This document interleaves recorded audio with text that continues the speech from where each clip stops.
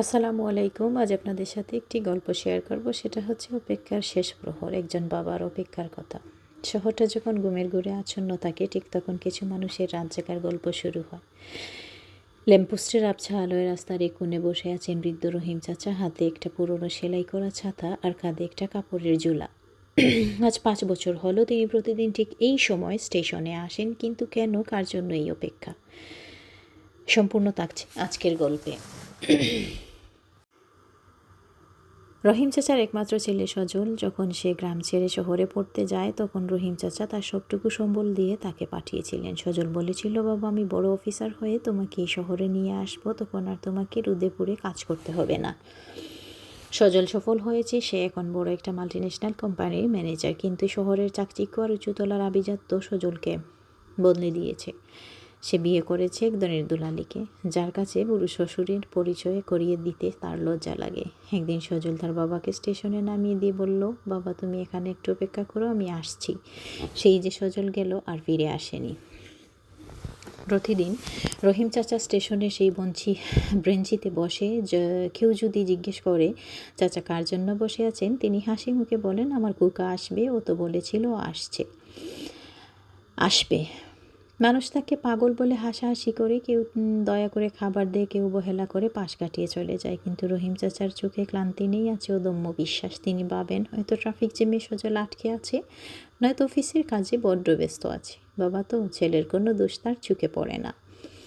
একদিন station master এসে রহিম চাচাকে বললেন, চাচা, আপনার ছেলে তো শহরেই, তাকে আমি দেখেছি, সে আর আসবে না, আপনি বাড়ি ফিরে যান। রহিম চাচা মাস্টার সাহেবের দিকে তাকিয়ে একটু মুচকি হাসি দিয়ে বললেন, বাবা, ও আসবে না সেটা তো আমিও জানি, কিন্তু যদি কোনো দিন ভুল করে ফিরে আসে আর আমাকে এখানে না পায়, ও তো খুব ঘাবড়ে যাবে। আমি ওর বাবা হয়ে ওকে একা একা কীভাবে যাব বলো? বন্ধুরা, আমাদের চারপাশে এমন কত রহিম চাচা লুকিয়ে আছে, আমরা জানি না। আমরা সফলতার পেছনে ছুটতে ছুটতে তাদের ভুলে যাই, যারা আমাদের সফল করার জন্য নিজেদের জীবন বিলিয়ে দিয়েছে। মনে রাখবেন, সময়ের কাছে সব ঋণ শোধ করা যায়, কিন্তু বাবা মায়ের ভালোবাসা আর ত্যাগের ঋণ কোনো দিনই শোধ হয় না। পৃথিবীর প্রায় সব ধর্মেই বাবা মায়ের অবাধ্য হওয়া বা তাদের কষ্ট দেয়াকে বড় পাপ হিসাবে গণ্য করা হয়েছে। আমাদের ইসলাম ধর্মে বলা হয়েছে, মায়ের পায়ের নিচে সন্তানের জান্নাত। বাবার মায়ের সন্তুষ্টির উপর সৃষ্টিকর্তার সন্তুষ্টি নির্ভর করে। তাদের প্রতি উফ, বিরক্তি শব্দটিও নিষেধ করা হয়েছে।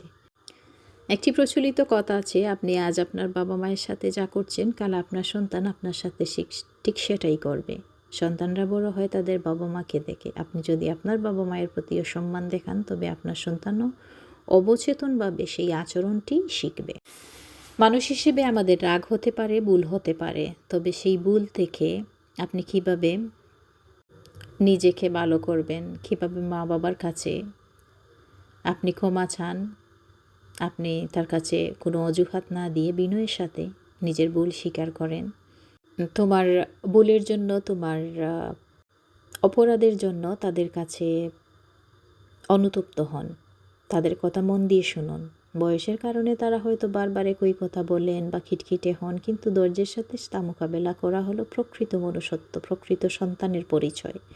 তাদের শারীরিক ও মানসিক স্বাস্থ্যের যত্ন নিন, ছোটো ছোটো কাজের জন্য তাদের সাহায্য করুন।